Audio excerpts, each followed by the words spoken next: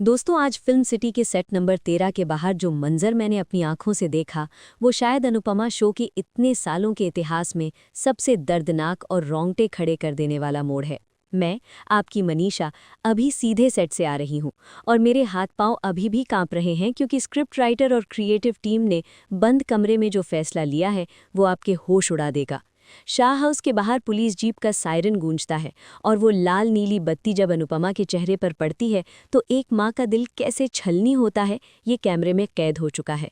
बात सिर्फ एक गिरफ्तारी की नहीं है, बात उस विश्वासघात की है जो पाखी ने अपनी माँ के साथ किया था और जिसका अंजाम आज हथकड़ी के रूप में उसकी कलाइयों पर कसा जा रहा है। मनीषा रिव्यू पर आपको हमेशा सबसे पहले खबर मिलती है क्योंकि मैं वहीं मौजूद रहती हूँ जहाँ एक्शन होता है। और आज जो शूट हुआ है वो पाखी के किरदार को हमेशा के लिए बदल कर रख देगा। कहानी की शुरुआत वहीं से होती है जहां पिछला एपिसोड खत्म हुआ था, लेकिन माहौल में एक अजीब सी खामोशी है। बाबूजी, तोशु, किंजल और यहाँ तक कि राही भी हॉल में खड़े हैं, लेकिन किसी के मुंह से एक शब्द नहीं निकल रहा। दिवाकर, जिसे पाखी अपना मसीहा समझ रही थी, वो कहीं गायब है। अचानक दरवाजे पर इंस्पेक्टर कदम रखता है और उसके हाथ में एक वारंट है। पाखी, जो अब तक अपने घमंड में चूर की और अनुपमा को ताने मार रही थी कि उसे अपनी जिंदगी जीने दी जाए, पुलिस को देखकर भी नहीं सहमती। उसे लगता है कि ये शायद राही या अनुपमा की किसी पुराने मामले की वजह से पुलिस आई है। पाखी की आंखों में वो वही पुराना एटीट्यूड है। वो इंस्पेक्टर के सामने जाकर खड़ी हो जाती है और पूछती है कि वो यहाँ क्यों आए हैं। लेकिन जैसे ही इंस्पेक्टर वारंट का पन्ना खोलता है और पाखी का नाम पुकारता है, पूरे शाह हाउस में जैसे बिजली गिर जाती है।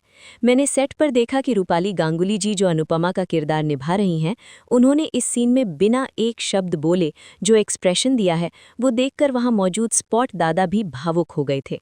पाखी को यकीन ही नहीं होता कि पुलिस उसे लेने आई है। वो हंसने लगती है। उसे लगता है ये कोई मजाक है या कोई गलत फहमी। वो चिल्लाती है कि उसने कुछ नहीं किया, वो तो बस एक बिजनेस डील साइन करने वाली थी। और यहीं पर वो राज खुलता है जिसका जिक्र मैं अपने पिछले कई वीडियोज़ में करती आ रही हूँ। पुलिस इंस्पेक्टर साफ लफ्ज़ों में बताता है कि दिवाकर ने जो कंपनी बनाई थी वो एक फ्रॉड शेल कंपनी थी और उस कंपनी की एकमात्र डायरेक्टर और साइनिंग अथॉरिटी पाखी शाह है। दिवाकर ने पाखी के अंधे प्यार और उसकी बेवकूफ़ी का फ़ायदा उठाकर करोड़ों का गबन किया है और सारे लीगल पेपर्स पर पाखी के दस्तखत हैं। बैंक का पैसा, इन्वेस्टर का पैसा, सब कुछ गायब है और कानून की नज़र में मुजरिम दिवाकर नहीं बल्कि पाखी है। ये सुनते ही पाखी के पैरों तले ज़मीन खिसक जाती है। वो पीछे मुड़कर अनुपमा की तरफ देखती है, उसी माँ की तरफ जिसने उसे पल पल अपमानित किया। इस सीन की गंभीरता को समझिए। एक तरफ अनुपमा है जिसने 1000 बार पाखी को दिवाकर से दूर रहने की चेतावनी दी थी, जिसने कहा था कि उन पेपर्स पर साइन मत करना, लेकिन पाखी ने अपनी माँ को जलनखोर और दुश्मन समझा था। आज वही साइन उसकी बर्बादी का परवाना बन गए हैं। पुलिस वाली जब आगे बढ़ती है और अपनी जेब से हथकड़ी निकालती है तो उस धातु की खनक पूरे कमरे में गूंजती है। तोशु चिल्लाता है, वो पुलिस को रोकने की कोशिश करता है, वनराज का नाम लेता है, अपने संपर्कों की धौंस जमाता है, लेकिन इंस्पेक्टर उसे धक्का देकर पीछे कर देता है। ये कोई छोटा मोटा मामला नहीं है, ये एक बहुत बड़ा स्कैम है जिसमें पाखी मुख्य आरोपी है। पाखी डर के मारे कांपने लगती है, उसका गला सूख जाता है। वो बा के पीछे छुपने की कोशिश करती है, बिल्कुल वैसे ही जैसे बचपन में गलती करने पर छुपती थी, लेकिन आज बा भी उसे नहीं बचा सकती। सबसे दिल तोड़ने वाला पल तब आता है जब पाखी पुलिस वालों से घिरी हुई अपनी माँ की ओर दौड़ती है। मम्मी बचा लो, मैंने कुछ नहीं किया, मम्मी प्लीज़ इन्हें बोलो ना। पाखी की वो चीख फिल्म सिटी की दीवारों को चीर रही थी। मैंने देखा कि सेट पर डायरेक्टर ने कट नहीं बोला, वे इस रॉ इमोशन को पूरा कैप्चर करना चाहते थे। अनुपमा अपनी जगह पर पत्थर की मूरत बनी खड़ी है, उसकी आंखों से आंसू बह रहे हैं, लेकिन वो पुलिस को रोक नहीं रही। ये अनुपमा की बेबसी है या उसकी कठोरता, ये फैसला करना मुश्किल है। अनुपमा जानती है कि पाखी निर्दोष है, उसने चोरी नहीं की, लेकिन वो ये भी जानती है कि पाखी ने जानबूझकर आग में हाथ डाला है। एक माँ का दिल चाहता है कि वो पुलिस के पैरों में गिर जाए, लेकिन उसका स्वाभिमान और राही के प्रति उसकी जिम्मेदारी उसे रोक रही है। राही, जो सब कुछ चुपचाप देख रही है, उसकी आंखों में भी अपनी बहन के लिए दर्द है, नफरत नहीं।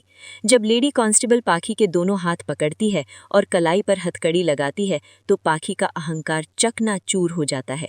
वो मम्मी मम्मी चिल्लाते हुए जमीन पर बैठ जाती है। अनुपमा एक कदम आगे बढ़ाती है, उसका हाथ उठता है शायद पाखी के आंसू पहुंचने के लिए, लेकिन फिर वो अपना हाथ वापस खींच लेती है। ये सीन इतना पावरफुल था कि मैं आपको बता नहीं सकती। अनुपमा का ये कदम ये दर्शाता है कि अब पाखी को अपने कर्मों का फल भोगना ही पड़ेगा। अनुपमा का ये मौन सबसे बड़ा शोर है। वो रो रही है, सिसक रही है, लेकिन कानून के काम में बाधा नहीं डाल रही। पाखी को घसीटते हुए पुलिस वैन की तरफ ले जाया जाता है। पड़ोसी बाहर जमा हो गए हैं, तमाशा बन चुका है। वही पाखी जो अपनी क्लास और स्टेटस की बातें करती थी, आज सबके सामने हथकड़ी पहने बिखरे बालों में एक अपराधी की तरह ले जाई जा रही है। वैन का दरवाज़ा बंद होने से ठीक पहले पाखी और अनुपमा की नज़रें मिलती हैं। उस एक पल में पाखी की आंखों में पश्चाताप, डर और मदद की गुहार है, जबकि अनुपमा की आंखों में सिर्फ टूटता हुआ दम है। जैसे ही पुलिस की जीप धूल उड़ाते हुए जाती है, अनुपमा वहीं चौखट पर गिर जाती है। शाह हाउस जो हमेशा शोर शराबे से भरा रहता था, वहां अब मातम जैसा सन्नाटा छा गया है। बार रो रो कर भगवान को कोस रही हैं, लेकिन हकीकत यह है कि ये सब पाखी की अपनी जिद का नतीजा है। मैंने प्रोडक्शन के लोगों से बात की तो पता चला कि आने वाले एपिसोड्स में दिवाकर की वापसी भी होगी, लेकिन तब तक पाखी को जेल की कालकोठरी में वो रात गुजारनी पड़ेगी जो उसकी जिंदगी की सबसे काली रात होगी। ये सिर्फ एक ड्रामा नहीं है, ये आज की युवा पीढ़ी के लिए एक सबक की तरह फिल्माया गया है कि कैसे अंधा प्यार और माता पिता की अवहेलना इंसान को जेल की सलाखों के पीछे पहुंचा सकती है। अब अनुपमा क्या करेगी? क्या वो वकील करेगी या पाखी को सबक सीखने देगी? ये सब मैं आपको अगले हिस्से में बताऊंगी, क्योंकि कहानी अभी तो बस शुरू हुई है। शाह हाउस के उस आंगन में अब सिर्फ सिसकियां गूंज रही थी और जैसे ही पुलिस की गाड़ी ओझल हुई, बा ने जो कोहराम मचाया वो देखना किसी भी कमजोर दिल वाले के बस की बात नहीं थी। सेट पर मौजूद क्रू मेंबर्स भी पिन ड्रॉप साइलेंस में थे, क्योंकि लीला बा का पुराना और कड़वा रूप एक बार फिर बाहर आ चुका था। बा ने रोते हुए सीधे अनुपमा पर हमला बोल दिया, ये कहते हुए कि एक माँ अपनी ही बेटी को जेल भेजते हुए कैसे देख सकती है। बा का आरोप था कि अगर अनुपमा चाहती तो इंस्पेक्टर के पैरों में गिड़गिड़ाकर पाखी को रोक सकती थी, लेकिन उसने अपनी महानता साबित करने के लिए अपनी ही कोख को बलि चढ़ा दिया। मैं आपको बता दूं दोस्तों, ये सीन शूट करते समय बा का किरदार निभा रही एक्ट्रेस की आवाज़ इतनी ऊंची और तीखी थी कि सेट के बाहर खड़े लोगों को भी साफ सुनाई दे रही थी। लेकिन हैरान कर देने वाली बात ये थी कि अनुपमा, जो अक्सर बा की बातों पर सर झुका लेती थी, आज एकदम खामोश थी। वो ज़मीन से उठी, अपनी साड़ी झाड़ी और उसकी आंखों में अब आंसू नहीं बल्कि एक अजीब सी दृढ़ता थी। किंजल ने उसे सहारा देने की कोशिश की, लेकिन अनुपमा ने इशारे से मना कर दिया।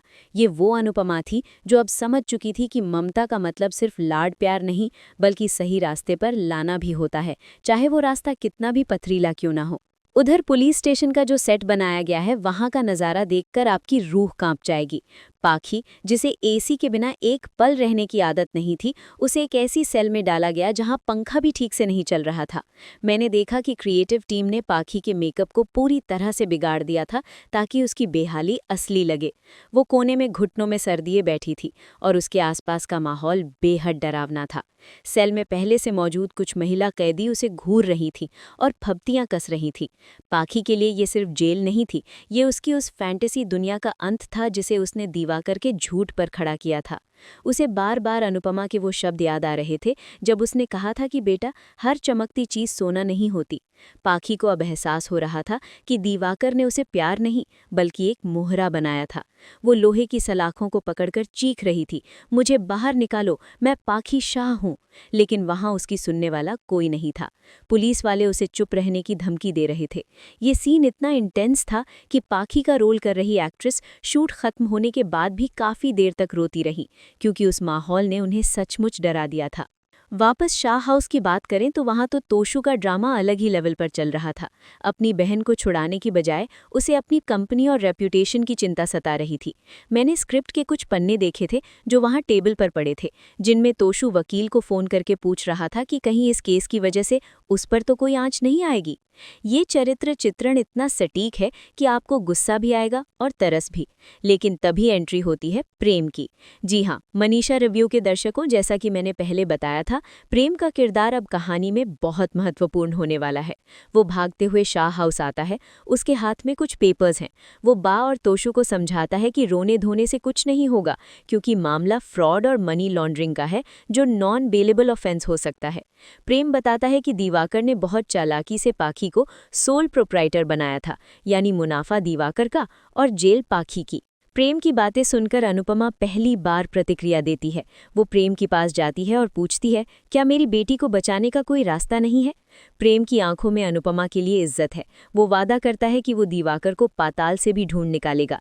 ये सीन राही और अनुपमा के बीच की दूरी को भी कम करता है, क्योंकि राही देखती है कि प्रेम अनुपमा का कितना सम्मान करता है। इसके बाद का सीक्वेंस आपको रुला देगा। अनुपमा अपने घर से टिफिन तैयार करती है। जी हाँ, बेटी ने उसे घर से धक्के मारकर निकालने की बात की थी, लेकिन माँ तो माँ होती है। वो जानती है कि पाखी ने सुबह से कुछ नहीं खाया होगा।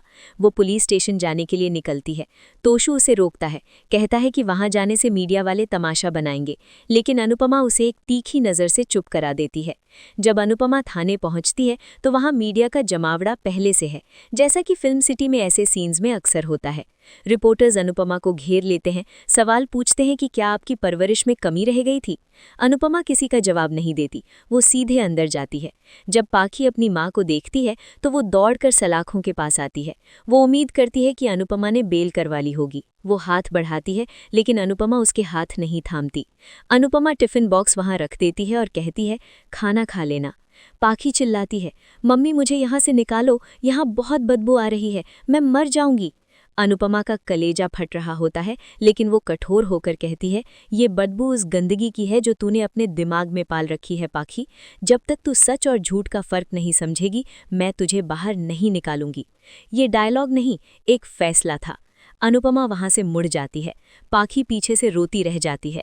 अनुपमा थाने से बाहर निकलती है और एक कोने में जाकर दीवार के सहारे खड़ी होकर फूट फूट कर रोती है। वहां खड़ा प्रेम उसे देखता है, लेकिन डिस्टर्ब नहीं करता। ये अनुपमा की लड़ाई है, समाज से, कानून से और खुद अपने दिल से। मैंने प्रोडक्शन टीम से जो सुना है, उसके मुताबिक अनुपमा अब खुद जासूस बनने वाली है। वो दिवाकर के उन ठिकानों पर जाएगी जहां पाखी उससे छुपकर मिलती थी। लेकिन कहानी में एक बहुत बड़ा ट्विस्ट अभी आना बाकी है। मुझे पता चला है कि जेल में पाखी की मुलाकात एक ऐसी महिला से होगी जो दिवाकर की पुरानी शिकार रह चुकी है। जी हाँ, ये एक्सक्लूसिव खबर सिर्फ मनीषा रिव्यू पर है। वो महिला कैदी पाखी को बताएगी कि दिवाकर सिर्फ पैसे नहीं ठगता, बल्कि वो लड़कियों को विदेश भेजने के नाम पर कुछ और ही धंधा करता है। ये सुनकर पाखी के पैरों तले जमीन खिसक जाएगी, क्योंकि दिवाकर ने उससे भी लंदन शिफ्ट होने का वादा किया था। सोचिए, अगर पुलिस समय पर ना आती तो शायद पाखी किसी ऐसे दलदल में फंस जाती जहां से लौटना नामुमकिन होता। यानी एक तरह से ये गिरफ्तारी पाखी के लिए वरदान साबित हुई है, लेकिन ये बात उसे अभी समझ नहीं आ रही। रात का वक्त दिखाया जाता है। शाह हाउस में कोई नहीं सोया है। राही, जो अब तक चुप थी, वो अनुपमा के पास जाती है, जो मंदिर के पास बैठी है। राही अनुपमा के कंधे पर हाथ रखती है। ये लीप के बाद पहला ऐसा पल है जब राही ने अपनी माँ को सहारा दिया है। बिना कुछ बोले राही एक ग्लास पानी बढ़ाती है। अनुपमा उस पानी को पीती है और राही को गले लगा लेती है। यहाँ दर्शकों को वो सुकून मिलेगा जिसका वे इंतजार कर रहे थे। लेकिन तभी अनुपमा का फोन बजता है। ये फोन किसी और का नहीं, बल्कि दिवाकर का है। जी हाँ, वो इतना शातिर है कि उसने अनुपमा को फोन किया है। मैंने सेट पर देखा कि रूपाली जी ने फोन उठाते ही जो रौद्र रूप धारण किया, वो काबिले तारीफ था। दिवाकर हंसता है और कहता है, बेटी को जेल में देखकर चैन मिल गया अनुपमा जोशी। वो ब्लैकमेल करना शुरू करता है। वो कहता है कि अगर पाखी को बचाना है तो अनुपमा को आशा भवन और अपनी सारी जमीन उसके नाम करनी होगी। अनुपमा अब एक दौराहे पर खड़ी है।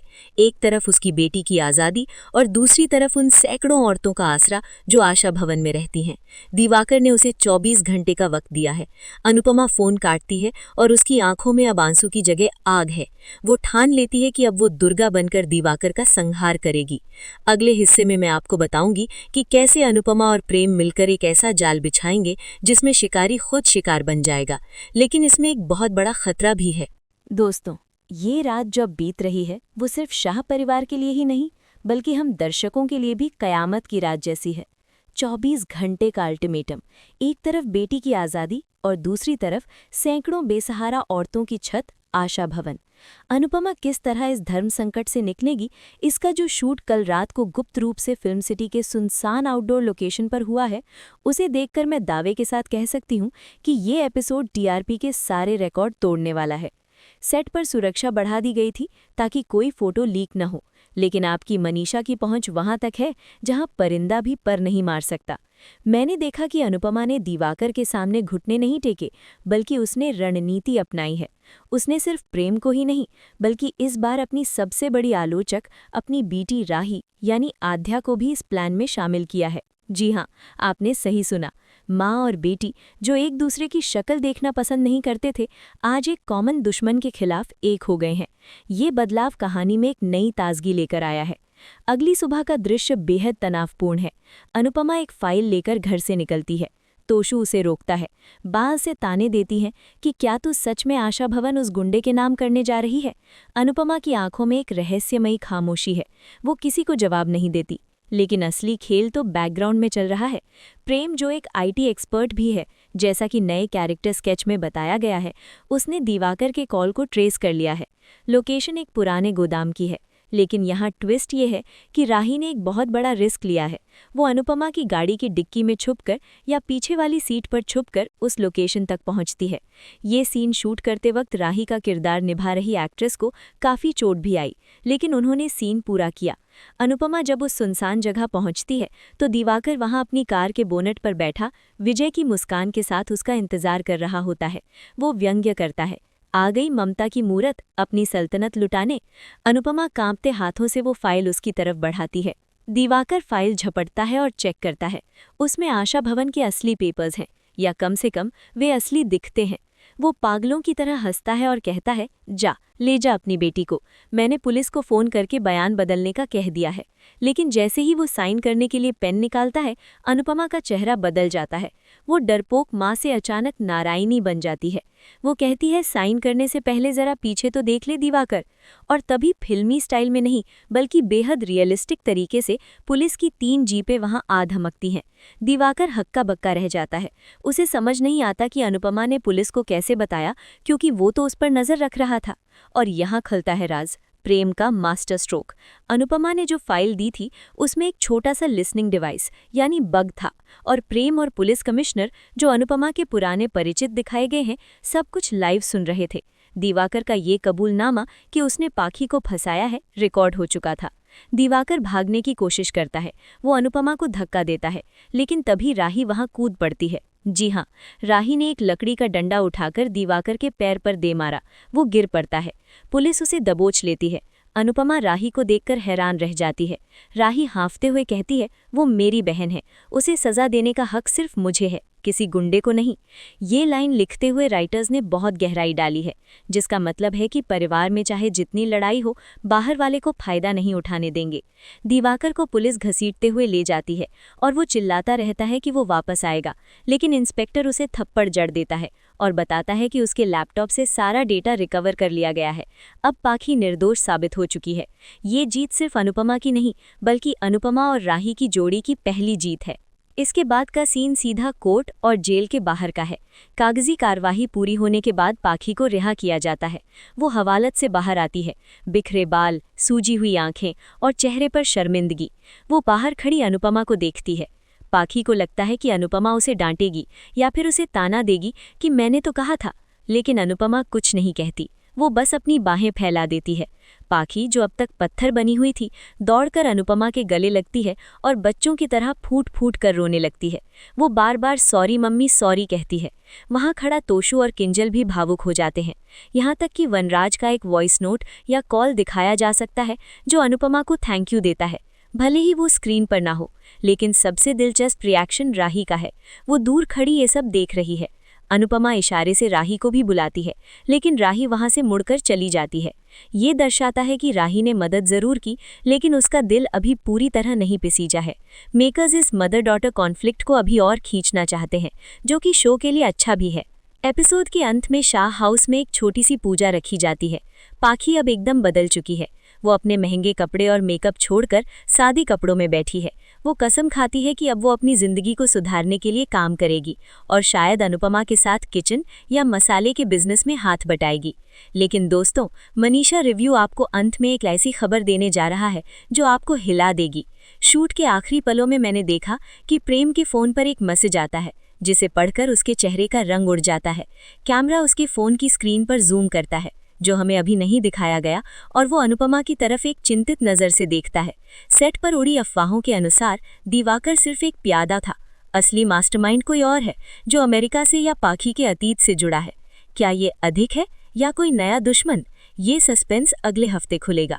तो ये था पाखी की गिरफ्तारी और रिहाई का पूरा कच्चा चिट्ठा, सीधा फिल्म सिटी से।